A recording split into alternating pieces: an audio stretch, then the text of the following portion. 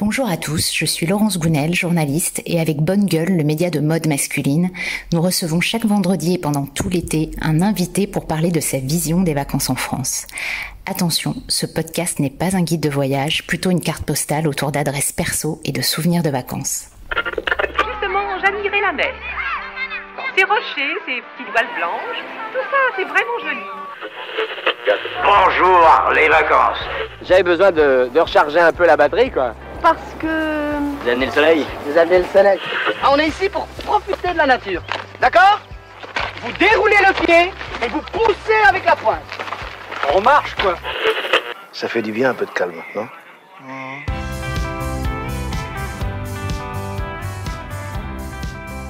Cette semaine, je reçois Antoine Ricardou, cofondateur de l'agence Bipôle, l'agence de création à qui beaucoup de jolies marques doivent leur identité forte. Bonjour Antoine. Bonjour. Alors la journaliste Laurence Benaïm t'a d'ailleurs joliment résumé en te définissant comme un architecte-conteur. Tu es en effet architecte de formation et à peu près tout ce que tu touches aujourd'hui se transforme en objet désirable, du papercraft au t-shirt en passant par la décoration d'hôtel. Moi, je retiens surtout deux choses. D'abord, cette collection de portraits de ville que vous avez lancée il y a 10 ans, des guides qui résument une ville uniquement par l'œil d'un photographe, avec un choix de destination hétéroclite et pas forcément touristique d'ailleurs. Une collection qui vient de s'enrichir avec une version enfant aujourd'hui, conçue comme des petits carnets de voyage. Et puis j'ai aussi en tête la période de confinement que tu as passé dans ton chalet de la Clusaz et pendant lequel tu postais sur Instagram les paysages que tu voyais de ta fenêtre et que tu dessinais tous les jours. Bref, le voyage court ou long tient une grande place dans ta vie, je le sais. C'est une bonne raison de parler de vacances. Allez, on est parti. Je vous laisse mon portable. Passez-moi un petit coup de fil en arrivant. Hein? Vous êtes mignons. Alors, je rebondis tout de suite sur tes dessins. J'ai lu qu'enfant, ton père te disait pour te souvenir d'un paysage, regarde-le, retourne-toi et dessine-le. C'est un écho qui t'accompagne encore aujourd'hui ? Ouais, c'est un écho qui, c'est quelque chose de très important pour moi de prendre le temps de dessiner et pas forcément dessiner l'exceptionnel. Et donc j'ai en tête cette couverture du livre de Colette que j'ai pas lu, mais qui est comme ça, qui est dans ma bibliothèque et qui s'appelle De ma fenêtre, ce livre. Je sais pas si vous voyez, il y a eu plein de couvertures d'ailleurs parce qu'après j'ai recherché. Et ce livre de Colette De ma fenêtre, ça résume bien l'idée de juste se pencher et regarder. Et ce travail que j'ai fait pendant le confinement, où il y avait ce truc de pas pouvoir bouger énormément, même si on avait la chance nous d'être dans cet endroit où on pouvait bouger un peu. L'idée c'était vraiment de se focaliser et d'arriver à analyser et d'aller dans le détail de tout ce qu'on peut voir depuis sa fenêtre, et on s'aperçoit qu'il y a énormément de choses. Et le dessin, c'est un réflexe à chaque fois que tu voyages ? Ouais, le dessin c'est un réflexe. Le dessin pour moi c'est un système de mémorisation. On passe son temps à shooter. Moi j'appelle le téléphone plutôt un scanner qu'un appareil photo. Ça me sert de scanner.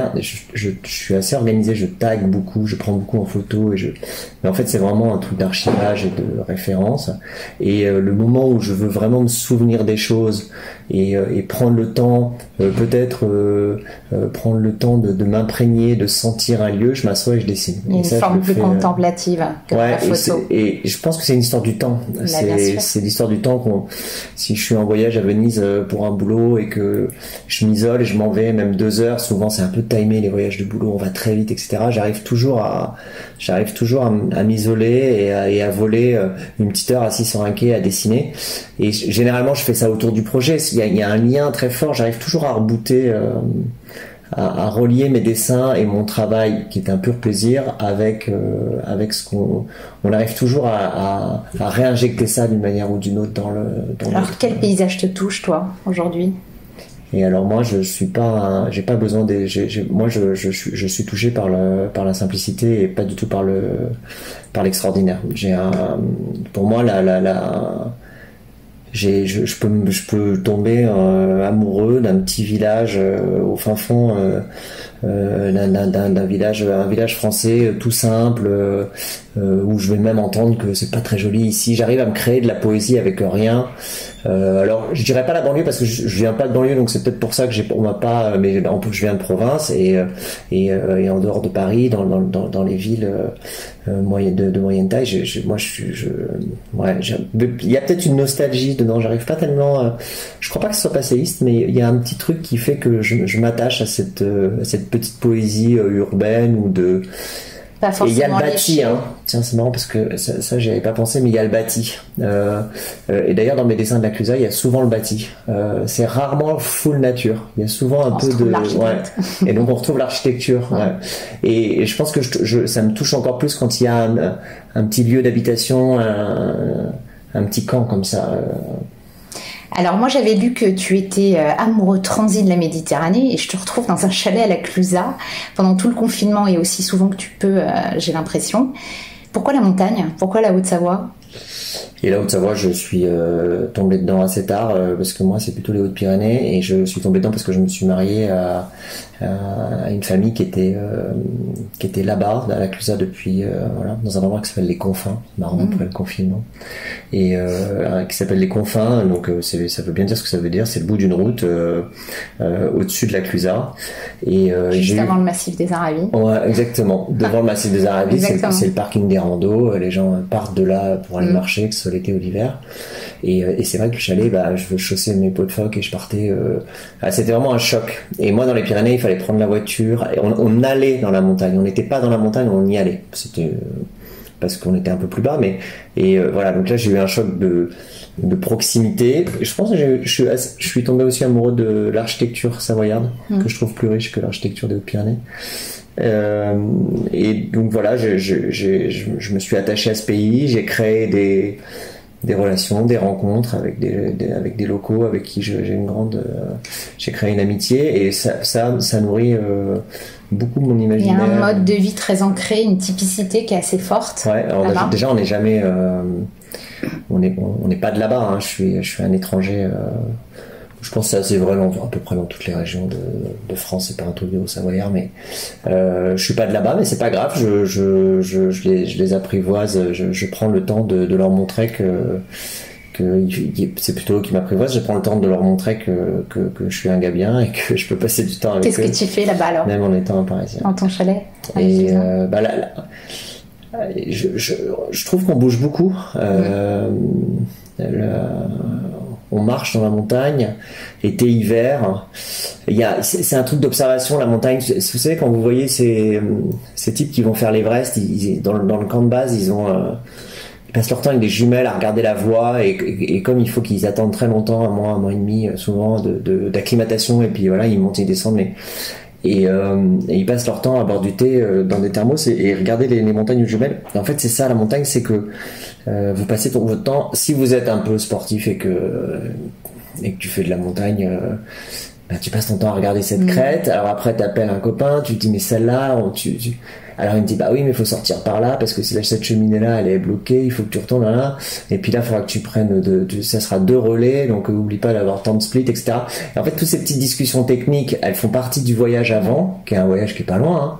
C'est ça qui est extraordinaire avec la montagne aussi, c'est toute la force d'un endroit comme Chamonix, c'est que vous êtes à terre, en train de boire un café, et en fait là-haut, il se passe des choses. Alors, les Aravis, mon pays à moi, c'est Chamonix mais avec 2000 mètres de moins, c'est-à-dire on a vraiment quasiment tout un terrain d'exploitation, d'un terrain d'expérimentation de montagne, escalade, falaise. C'est très sportif. Ouais, c'est très sportif, c'est un endroit très sportif. Mais ce que je voulais dire par là, c'est que après, je dis qu'aux jumelles, on peut regarder une petite goulotte ou un truc à aller grimper. On peut regarder aussi un chemin, un marché dans l'alpage. Hein, mais il y a toujours ce truc de j'observe et puis après j'y vais. Puis je suis dedans, et puis je reviens, et puis le lendemain je vais observer un autre endroit et puis je vais y aller. C'est un truc de mouvement. Donc oui, ce sont des vacances actives. Je sais pas, on peut les vivre sportives, pas obligatoirement actives. Tu as des adresses à partager ? Alors, la Clusa, les Aravis. Des adresses ou des balades d'ailleurs. Ouais, ou des balades. Non, mais tous les Aravis, c'est des centaines de balades comme partout en montagne où il y a 1000 choses à faire. Mais il y a un petit secret que j'aime bien. Et je sais pas trop s'il faut en parler ou s'ils vont me tuer quand je vais en parler, mais il y a à la Clusa l'été, il y a 3 retenues d'eau qui sont des retenues d'eau des retenues collinaires, je crois que ça s'appelle. Alors les retenues d'eau, c'est ce qui fournit les canons à neige. Ouais, donc c'est des espèces de lacs artificiels qui sont savent. très esthétiques parce que ils ont une sorte de, c'est comme des lacs un peu. Voilà, ils ont fait des abords assez joliment, voilà. Et on n'ose pas. Et en fait, les locaux ils se baignent beaucoup dedans et c'est des piscines. Je te confirme, les touristes ne connaissent pas. Non. À 20 degrés l'été. Il y en a une dans la Balme. C'est totalement interdit. Il y en a une dans la Balme, mais en fait, on croit que c'est dangereux, mais c'est pas très dangereux. Et il y en a une dans Beauregard. Je me suis jamais baigné dedans. Et il y en a une dans l'Étal. Et voilà, c'est un petit secret où. Enfin, c'est pas tant un secret que ça, mais quand j'y vais. Ah si, c'est un vrai secret. Quand j'y vais, je me baigne dans ces retenues d'eau et je nage d'ailleurs. Merci pour le plan. Et après, il y a une petite initiative que je trouve jolie du côté de Manigot. C'est un couple qui était pas de là d'ailleurs. C'est pas mal d'avoir créé ça, qui a fondé un endroit, qui a racheté un garage sur la route du col de la Croix-Frie.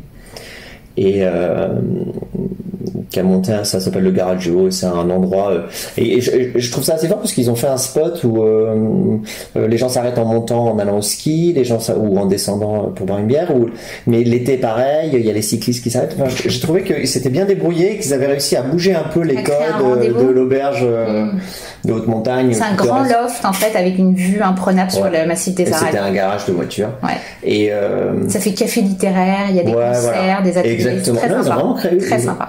Exactement. Ils ont réussi à créer un truc fort, hein, et une activité. Ils ont débarqué là. Enfin, je trouvais qu'il y avait de l'audace. Donc, voilà. Mais on peut aller aussi chez Marie-Ange Vera à l'ancienne avec les lapins carreaux et s'asseoir et se. Excellente adresse. Exactement. Non, mais voilà, je pense que c'était sympa de supporter cette essence. À part la montagne, alors aujourd'hui, à quoi ressemblent tes vacances quand tu n'es pas dans ton chalet de la Clusaz? Alors, il y aurait deux autres manières de faire des vacances. Il y en a une en bateau, évidemment. J'allais y venir. T'es un grand voilier de course des années 70. Et on a rénové ce bateau il y a 3 ans et c'est maintenant notre base avec laquelle voilà. C'est pas un grand bateau, mais on est tous les uns sur les autres dessus et c'est le bateau, pour ceux qui connaissent le voyage à terre. Tous les étés, c'est 3 semaines en bateau. Exactement. On navigue 3 semaines. C'est pas très grand. On peut inviter un ami des enfants, pas beaucoup plus. Mais j'aime beaucoup ce côté. C'est très rapproché, très ensemble, très en famille. C'est un moment assez important. Alors cette année, c'est vrai qu'on a passé 2 mois et demi dans le confinement en famille, mais nous on était hyper rodés à ça, à être serrés les uns sur les autres. Tu me disais que tu n'étais pas très vacances entre amis et plutôt Non, je fais pas ça. En famille rapprochée, besoin de se retrouver. Je fuis un peu fusionnel. Je suis un peu trop sauvage. C'est dommage parce que on pourrait passer des super moments dans les bandes de potes quand ils louent des maisons et tout ça. Après pour moi c'est trop rare ces moments avec les enfants. Donc je reviens toujours émerveillé de ces 3 semaines en famille. Qu'est-ce qui te plaît dans cette itinérance? Alors le bateau c'est après c'est un côté il faut savoir naviguer pour pouvoir avoir un bateau, mais c'est une caravane, un bateau, donc je pense que ceux qui sont dans leur van et qui voyagent, c'est exactement faut pas être c'est pas 2 communautés différentes, c'est des gens qui aiment être en voyage ensemble.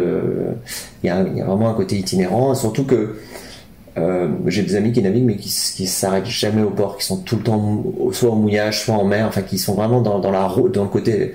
Et nous on aime beaucoup l'escale. Il y a un truc d'aller d'un point A à un point B avec sa petite. C'est aussi un moyen de locomotion. En fait. Avec sa petite roulotte dans la découverte. Ce que j'aime, c'est que il y a un truc un peu. Mais on dit que d'ailleurs, quand il y a des tensions dans un groupe, c'est exacerbé. Ça exacerbe énormément le bateau. On se frotte, on se touche. Il n'y a pas de moment où on se croise pas. C'est petit, hein. Le nôtre est spécialement petit en plus. Et donc, nous, ça nous renforce en fait en famille. Je trouve que c'est un moment. Quand je me réveille le matin, je lève le nez, je vois les 3 petites têtes là. Et je trouve ça assez chouette de pouvoir créer ça. En fait, je l'ai vécu en famille et j'essaie juste de le reproduire et ça a pris. Ils aiment ça. Ils ont leurs livres. C'est assez contemplatif. Hein. On revient le bateau, c'est assez contemplatif. Il y a des grands moments. Tu dessines aussi? en bateau? Tout le temps. Tout le temps. On dessine tout le temps. Ouais, on installe la table dans le cockpit et puis on dessine. Ouais. Tu disais c'est un moyen de locomotion, donc c'est pour toi aussi une façon de faire peut-être plusieurs destinations en un minimum de temps, entre guillemets. Ouais, c'est pas que le plaisir de naviguer. Non, mais il y a le temps long parce que ça. Mais ça, c'est des choses que vous pouvez provoquer. Il y a aussi ce temps long, comme ça va lentement. Il faut pas s'attendre à être là-bas ce soir à tout prix, quoi. Il faut avoir un petit peu plus de tolérance par rapport au temps, au vent, à la mer, et du coup ce temps long je trouve qu'il apprend un peu la patience, et puis ça rend contemplatif, c'est-à-dire que les enfants, je vois bien, quand ils montent dans la voiture, ils nous demandent quand est-ce qu'on arrive, et en bateau, je sais pas, ils vont chercher une BD. Bon, il y a une part d'imprévu qui fait partie du voyage. Et puis il y a une part d'imprévu, il y a un truc où il y a un truc avec moi ça me j'ai toujours mais c'est absolument naturel, mais on a souvent eu des appartements au 7e étage sans ascenseur, et je trouvais que c'était que ça créait quelque chose de un peu difficile pour y accéder, et puis après ça c'est pareil, le bateau ça apprend l'imprévu, la nature. Ouais.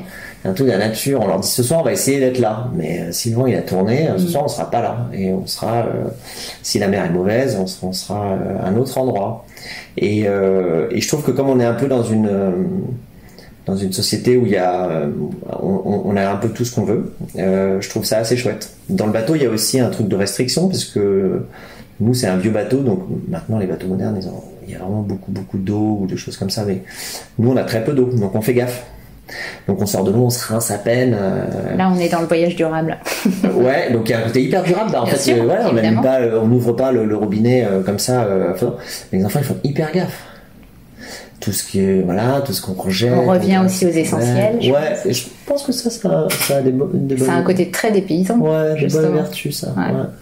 Alors, vous naviguez où cet été? Vous allez naviguer plutôt en Méditerranée ou plutôt côté Atlantique? Bah ouais, je pense que c'est le bon été pour aller naviguer en Méditerranée et en France. Je pense que là on n'a pas réfléchi longtemps, hein. On navigue, on a une vraie attirance pour la Méditerranée, on a cette chance d'aller côtoyer la Riviera souvent pour des projets, des chantiers ou en week-end, hein, mais à terre et hors saison. Et bon, je pense qu'on a des plus jolis coins de Méditerranée, c'est bien la France, hein. Mais le problème c'est que l'été c'est complètement il y a trop de monde. 80% de la flotte mondiale est amarrée. Des bateaux. Alors pour les bateaux, mais même à terre, c'est insupportable. Et je pense que cette année, c'est la bonne année pour aller visiter la France. Bien sûr. D'abord, parce qu'effectivement, il y aura pas autant de yachts qu'il peut y en avoir par moment. Je pense que on s'est dit ça tout de suite, parce que c'était l'année où si on voulait faire la Riviera française, c'était l'année où il fallait la faire. Alors justement, moi ça m'intéresse que tu nous donnes un petit peu tes itinéraires bis pour profiter du sud à contre-courant. Ah, ouais. Si c'est l'année où oui, c'est l'année de la Méditerranée. Il y a sachant que tu la connais bien, je me permets de te le demander. Bon, après il y a 1000 coins. Moi je pense qu'un des plus jolis coins c'est le Var. Les îles d'Or, c'est on peut faire beaucoup de milles en Méditerranée avant de trouver un endroit aussi extraordinaire. Alors les îles d'Or, pour ceux qui ne connaissent pas, c'est Port-Cros, les îles du Levant et l'île du Levant et Porquerolles. Et Porquerolles, voilà. Voilà, qui sont devant un petit peu à l'est de Toulon. Avec des fonds extraordinaires. Des fonds extraordinaires et beaucoup de réserves naturelles. Ouais, réserves naturelles. Beaucoup de mises en garde, alors qui sont encore plus spéciales d'ailleurs. On parlait tout à l'heure d'écologie avec les enfants, sur des restrictions sur les bateaux et les rejets, etc. Mais c'est un endroit paradisiaque. Je pense qu'effectivement on peut aller au bout de la Méditerranée pour trouver un endroit pareil. C'est pour peu qu'on soit un tout petit peu à contre-courant du trafic, c'est vraiment et ça on y est très attaché à tous ces tours autour de Porquerolles, et je pense que même les îles à terre là, après le fort de Brégançon, j'étais triste quand ils avaient. C'est un truc, c'est merveilleux cette histoire de Maison des Présidents là.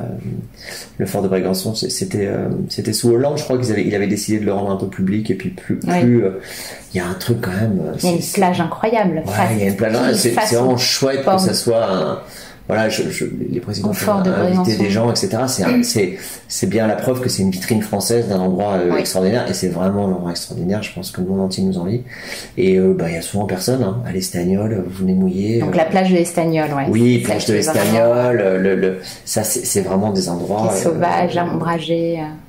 Et puis derrière il y a rien. Alors il n'y a pas eu de construction entre la Londe et Bormes-les-Mimosas. Donc c'est Bormes-les-Mimosas, ouais. Voilà, j'allais le préciser, ça dépend vraiment de Bormes. Elle est plutôt en face de Port-Cros, et puis après c'est un lagon. Cap-Bénat, Fort de Brégançon. Voilà, donc en plus c'est assez protégé, parce que c'est protégé par la presqu'île de Gien, donc le vent d'ouest, en tout cas la mer se lève pas trop. Et on a pied loin. Ah ouais, non mais c'est dément. Et c'est, je sais pas, faut être pas bien d'aller au Caraïbes. Donc ça c'est un vrai plan, la plage de l'Estagnol, je suis pas sûre que tout le monde connaisse, effectivement. Oui, la plage de l'Estagnol et toutes les petites sœurs de la plage de l'Estagnol jusqu'au fort de Brégançon, là c'est des mouillages. Est-ce que toi aussi tu vas à ce petit bistrot là, sur cette plage? Bistrot à la plage de l'Estagnol. Incroyable. Le bistrot de l'Estagnol. Le bistrot de l'Estagnol? Le restaurant de l'Estagnol, voilà, très juste bien. derrière la plage, très mignon, assez désuet, un peu déglingue, et pas parfaitement chic. Parfait. La plage du Cabasson, c'est pas très loin. Plage du Cabasson, je pense qu'on peut le partager. Joli. Ouais. Ah ouais, très dans joli. Le genre. Et ça c'est fou, il y a 5 petites baraques de pêcheurs qui descendent dans l'eau avec des petites rampes là pour. Il y a juste un truc qui est bizarre, c'est que pour aller à Brégançon, ils ont fait un peu. Ça se mérite un peu, hein. Faut traverser des dunes pour y accéder. Exactement. Ouais. Et ils ont construit une petite barrière qui est pas très jolie pour protéger vraiment l'accès à Brégançon. Ces petits cabanons là, mais ça je les ai pas mal dessinés. Il y a 4 couleurs, c'est très joli. C'est une plage qui est. Est-ce que tu as un jardin méditerranéen à nous recommander? Parce que ça oui, j'ai un jardin, ouais, bien sûr. Donc ma femme est paysagiste, donc on visite pas mal de jardins, on passe notre temps à tourner. En fait, il y a toujours un jardin sur notre route, et un de ceux qui nous touche le plus, qui la touche le plus, c'est le Rayol, le jardin du Rayol. Voilà, exactement. Un jardin très beau qui descend jusqu'à la mer avec une petite villa. Incroyable ce jardin. Méditerranéenne, une petite villa de la Riviera qui est accrochée en bas sur la plage. On peut se baigner d'ailleurs. Alors on y trouve le fameux jardin des Méditerranées, je me permets de le dire, du paysagiste Gilles Clément, avec ces 10 jardins qui sont un peu inspirés des pays subtropicaux et Afrique du Sud, etc., où on retrouve le climat méditerranéen dans d'autres endroits. Ça, c'est incroyable. Du coup, c'est une sauvegarde aussi de certaines espèces. Des espèces de Méditerranée. C'est assez chouette de savoir que au fin fond de Cap-Town. Il est peu connu ce jardin d'ailleurs, vraiment. C'est vrai que. En tout cas, c'est un endroit où il faut effectivement aller se promener et emmener des enfants, parce que il est assez extraordinaire. Ouais. Alors toi, tu es assez sportif aussi. Ça, c'était la 3e version du voyage. La 3e version du voyage, on a dit montagne-bateau. Et alors là, je la partage pas avec ma famille malheureusement. Et c'est le vélo. C'est le vélo. Et encore un truc de temps. Encore un temps, parce qu'en fait le vélo c'est une vitesse parfaite pour regarder. Pour observer. Ouais, observer. Et je trouve qu'à pied, Saint-Jacques, ma femme elle fait souvent Saint-Jacques. À pied, c'est un peu lent pour moi. Et le vélo c'est parfait. On arrive à faire entre 150 et 200 km par jour. Et il y a vraiment le temps de voir, mais il y a le temps de s'arrêter. Tu fais ça avec des copains? Et donc je fais ça avec des bandes de cyclistes. Vous êtes vraiment accro. Tu me disais que tous les samedis matins c'était des micro-voyages. Ouais, c'est important ces histoires de pouvoir se créer en tant qu'urbain dans la ville.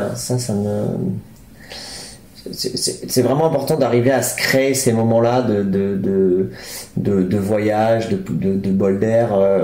Et moi, c'est vrai que on se retrouve pour aller faire du vélo le samedi matin, donc il y a une attirance pour le sport. Et tu me disais que c'était comme des micro-voyages en fait. Mais en fait, il y a ça. Alors, je suis peut-être un peu le plus perché de la bande par rapport à ça dans mon observation, mais c'est exactement ça. Pour moi, quand je reviens vers 1h30, 2h à la maison, j'ai vraiment fait un mini voyage. Alors c'est souvent un peu le même, on essaye de trouver des parcours un peu autour de Paris, mais il y a vraiment ce sentiment de se créer sa liberté. Et c'est beaucoup plus facile de vivre une semaine à Paris quand on a été passer 5 heures dans le Vexin, dans la vallée de Chevreuse, le long de la Marne. Et tu t'y tiens toutes les semaines? Tu te fais une vraie virée ouais. autour de Paris. Là, bien sûr. Quels sont les itinéraires qui te plaisent en France, enfin les coins en France pour le vélo? Parce que...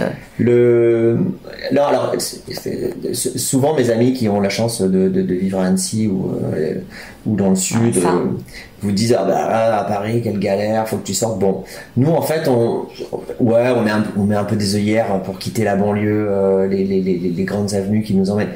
Mais en fait c'est assez rapide quoi, en une demi-heure, 3/4 d'heure on est dans le vert. Et après la banlieue parisienne est magnifique, donc évidemment la Chevreuse c'est le spot des cyclistes, mais le Vexin, je suis très touché par le Vexin. Beau, le parc naturel, Vexin. Peut-être un peu plus pauvre que la Chevreuse, un peu plus méconnu. Donc là on est plutôt ouest-nord-ouest. La Chevreuse c'est le sud-ouest. Et puis après on part dans l'est pas mal autour de Meaux et de la Marne, avec des très beaux, plus plats, mais il y a des bosses dans la Chevreuse, c'est pour ça qu'il y a autant de cyclistes, je pense. T'as fait déjà des longs voyages à vélo? J'aime bien cheminer à vélo. Qu'est-ce que t'en L'année dernière, on a fait un très joli voyage, et en plus j'adore cette région. On est remonté du Creusot, de Mercurey, un vignoble, jusqu'à Paris en 3 jours à vélo, en traversant la Bourgogne, le Morvan. Très beau. Magnifique Morvan, et puis Vézelay, Sens. Village Perché, un des plus beaux villages de France. Avec une basilique incroyable qui est classée, je crois. Petit hôtel en face de... Il y a 2 hôtels que j'adore. J'ai un blanc, hôtel du Lion d'Or, je crois, juste en rentrant dans Vézelay, avant d'être dans les remparts. Donc vraiment, juste en rentrant à gauche, là où on tourne pour monter dans la vieille ville. Là, je crois que c'est l'auberge du Lion d'Or. Et ça, c'est vraiment c'est l'hôtel. C'est une bonne idée, ça, de recommander une vraie virée à vélo dans les vignobles de Bourgogne. C'est vrai? Sur 2-3 jours. C'est un super trip à vélo. La Bourgogne, c'est magnifique. Et là, il y a vraiment tout plein de petits villages qui sont complètement authentiques, qui sont vraiment... Morvan, il y a beaucoup de lacs aussi, de rivières. Les lacs du Morvan, très beau. On est arrivé là-haut sur des plateaux, c'est le Canada là-haut. Voilà. Mais il y a encore ce côté, les pédalos, les petites barques, les vieux hôtels d'Églingue. Moi, cette poésie-là, c'est une sorte de petite poésie de l'abandon, disait India Madhavi quand elle travaillait sur notre livre de portrait de ville. J'adore cette idée de poésie de l'abandon, c'est que ils font avec ce qu'ils ont, je suis pas sûr qu'ils puissent peut-être vendre plus cher, donc c'est peut-être pour ça qu'ils peuvent pas rénover, mais surtout qu'ils rénovent pas, quoi. Le voyage, il est aussi là-dedans, dans les chaises en plastique. Et moi, j'ai vraiment ce truc j'ai peur quand tout a été refait. Pourtant c'est mon boulot de faire ça. Mais quand tout a été refait, tout a été redessiné, voilà, il faut arriver à garder l'âme. En authenticité, forcément. Il faut garder l'âme et la force de scénarios qui sont complètement naturels. Et quand je parle de ça, je pense à cet hôtel, j'ai plus le nom en tête, en haut d'un lac, dans le Morvan, où je suis arrivé. Je me suis dit c'est pas possible. Des endroits comme ça, c'est conservé. C'est photogénique. Exactement. T'as des coins d'ailleurs comme ça en tête, un souvenir de vacances à traverser, je sais pas, des paysages un peu désolés comme ça en France? Et on avait fait un tour de France en voiture par les routes, sans jamais prendre l'autoroute. Sympa. Et on était descendu à travers la Bourgogne au début, puis ensuite l'Ardèche. L'Ardèche aussi, c'est un pays, c'est un endroit assez pauvre. Beaucoup de camping, pas trop de jolis villages trop rénovés, etc. Et du coup, ça lui laisse une âme assez incroyable. Je pense que l'Ardèche, je parlerai de l'Ardèche. Je pense à la même chose pour les Cévennes, mais je les connais moins. C'est un endroit où j'aimerais beaucoup aller plus hostile d'ailleurs en termes de température et de météo. Je sais pas pourquoi, parce que l'Ardèche est assez haute. Un paysage beaucoup plus radical. Mais quand je suis dans le TGV là, cet axe là, Marseille, et que je regarde à droite vers l'Ardèche, à gauche vers la Drôme, je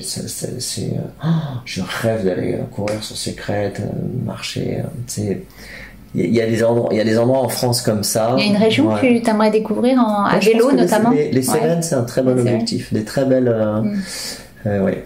Alors, et un soir, on était, mon associé, il a une maison dans l'Aubrac, et puis on est parti en Aveyron, c'est vrai que le château, et après on traverse l'Aubrac et on remontait vers la Clusaz en voiture. Et donc les plateaux de l'Aubrac, extraordinaires. Et on arrive sur ces plateaux, donc on avait un peu traîné, et puis c'était en hiver, c'était déjà le coucher de soleil, donc on montait vers le nord, le soleil un peu comme ça sur le côté. Alors on avait trop traîné, donc il faisait déjà nuit, et je pense que le voyage après était devenu une catastrophe. On a traversé tout le massif central par les petites routes, parce que là il y a des endroits quand même où on peut plus rien. Et un type arrive en 2 chevaux avec des gants, et il nous double. Non, oui, il était derrière. Je dis aux enfants, regardez cette jolie petite 2 chevaux au coucher du soleil avec ces 2 chevaux. J'ai des images, c'est dingue. Donc on était sur les plateaux de l'Aubrac, là, 2 chevaux qui se penchent dans les virages comme ça. Il roulait tout derrière, donc j'ai évidemment ralenti. Il nous a doublé et on suivait ce gars en 2 chevaux qui avait son chapeau. Mais c'était un film, et en fait, lui, il était complètement pas dans un film, hein. C'était un paysan qui allait d'un point A à un point B, il avait une 2 chevaux et un chapeau, mais le truc était tellement scénarisé que c'était d'une beauté, et on était là sur les plateaux de l'Aubrac. Je te montrerai la photo, c'était hyper touchant. Donc ça, je pense que oui, moi je pourrais, ouais. Mais c'est un peu rapide pour le vélo, l'Aubrac, il faut rallonger un peu. Massif central l'Aubrac, c'est un beau tour. Ton prochain itinéraire à vélo? Et mon prochain itinéraire à vélo, c'est un bout de la traversée des Alpes, qui est connu, qui est le Thonon-Nice, par le col des Aravis qui passe devant la maison, ensuite lac de Roncelan, Val d'Isère, la descente, puis ensuite le Galibier, et puis ensuite l'Izoard, col de la Bonnelle, je crois, et Nice, et nous on va s'arrêter en bas du Galibier à Briançon. 3 jours cet été avec des copains à vélo, en itinérant. Ouais. Alors, tes 5 points cardinaux, c'est un petit rituel de ce podcast. Ton vestiaire idéal, Antoine? Oh là là, moi je suis un peu... Tu es un esthète, je le sais. Non, juste avec les fringues, c'est une sorte de répétition. Donc le vestiaire idéal, c'est un chino, une paire d'oxide et une chemise, généralement. Le confort. Ouais, une chemise avec des manches longues pour pas se faire avoir par le soleil l'été. Meilleur compagnon de voyage? Mes enfants, ma famille, ma femme d'abord, et mes enfants, c'est meilleur compagnon de voyage. Alors, jamais d'ennui, jamais de tension. C'est dément. Non, ouais. On est raccord sur le voyage. D'ailleurs, je pense qu'on sait si c'est la femme de sa vie quand on se met à voyager avec elle et qu'on est raccord. Le voyage, c'est vachement important. Ça cristallise dans un sens ou dans l'autre. Mais voyager ensemble, c'est voilà. Sachant que le voyage, pour moi, ça peut être au bout de la rue. Les livres et la bande-son que tu vas glisser dans ta valise? Les livres, moi j'aime bien, j'adore cette collection des éditions Guérin de Chamonix, ces livres rouges de voyage et d'aventure. D'aventure. Et généralement avant l'été, je fais un petit chargement de livres rouges. T'as une belle collection aujourd'hui? Ouais, j'ai une super collection. Je connais une des éditrices avec qui on échange, on fait des échanges portraits de ville, ma collection à moi contre.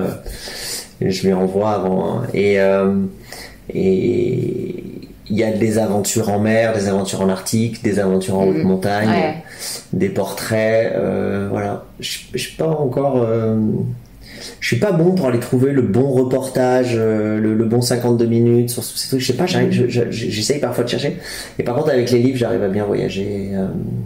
Donc, je consomme du livre et je trouve ça chouette quand on est dans une aventure, parce que on est dans son aventure l'été, puisque nous c'est une aventure, puisque ça y a du cheminement, c'est pas de la plage allongée, mais ça pourrait être chouette aussi sur la plage allongée. Et je trouve ça chouette de croiser 2 aventures. Puis ce sont des beaux livres à transmettre pour le coup. D'ailleurs, je fais lire à mon fils. Paul Senga, c'est super. C'est très beau. Et la musique, en fait, toute l'année, chaque fois que j'entends un truc qui me plaît dans l'année, qui est un truc qui vient de sortir ou qui est un vieux morceau de David Bowie, ça peut être, c'est juste quelque chose que j'ai écouté dans l'année qui généralement me rappelle un moment ou un truc, je les glisse dans un truc T'alimentes une playlist. Ouais, je fais une petite playlist qui s'appelle 2020 et donc j'en ai depuis 2006, je fais ça depuis 2006 je crois. Au début c'était de la musique achetée, puis maintenant voilà, je les ai reconstituées. Et d'ailleurs, une de mes filles a delay, comme tout est sur tous les trucs, elle a delayté la 2008 et la 2009, j'étais trop triste, et elle a pas dû faire exprès. Et donc je mets tout ça, et ça alimente un peu notre été, et c'est vrai qu'on écoute ça en boucle, cette petite liste là. Ouais. La destination qui te reste à découvrir en France? Moi, tu l'as un peu évoqué. Ouais, et Cévennes. Ouais, Cévennes, c'est une bonne idée. Et Corse, on va aller en Corse avec le bateau. Cet été? Ouais. On va faire Riviera et puis Corse, une petite boucle comme ça. La traversée c'est joli, il y a les baleines, les dauphins. Mais je connais pas bien j'ai beaucoup été en Corse et je crois que ça fait très longtemps que je suis pas allé. Et c'est pareil, j'avais peut-être une petite appréhension. Donc T'as peur de quoi? Moi, j'avais peur du monde. J'avais peur de l'effet Porto Vecchio. Et je pense que cette année avec le trafic aérien réduit, exactement. Je pense que c'est la bonne année, comme pour la Riviera. Et c'est méconnu et c'est un paradis total. La Corse. On a parlé de la France. Mais, Tes vacances ont-elles une odeur particulière? Je sais pas. Je sais pas si c'est. Si, Lancaster, la crème. Ah, c'est drôle, c'est précis, surtout. Ouais. Lancaster, ok, on note. Bien sûr. Elle a quelle odeur elle a, cette crème solaire? Elle a l'odeur de vacances, hein. Si je me mets de la Lancaster là, je vais repartir en vacances. Tout simplement. Merci Antoine pour ce partage. Comme d'habitude, on retrouve tes adresses et quelques-unes que j'ai ajoutées sur le site bonnegueule.fr. Bonnes vacances. Si vous avez aimé cet épisode, n'oubliez pas de nous récompenser d'une étoile, c'est important. Moi, je vous retrouve la semaine prochaine avec un nouvel invité et tous les jours sur le compte Instagram Les Congés Payés, sur lequel on partage nos meilleures destinations en France. Merci. Madame, monsieur, c'est l'été. Devinez quelle sera la couleur du ciel pour notre week-end. Le ciel a le sang chaud. Du nord-est à la Franche-Comté, au nord des Alpes, au Massif central et aux Pyrénées. De belles journées, enfin. Je vous souhaite de passer une excellente soirée. Bonsoir.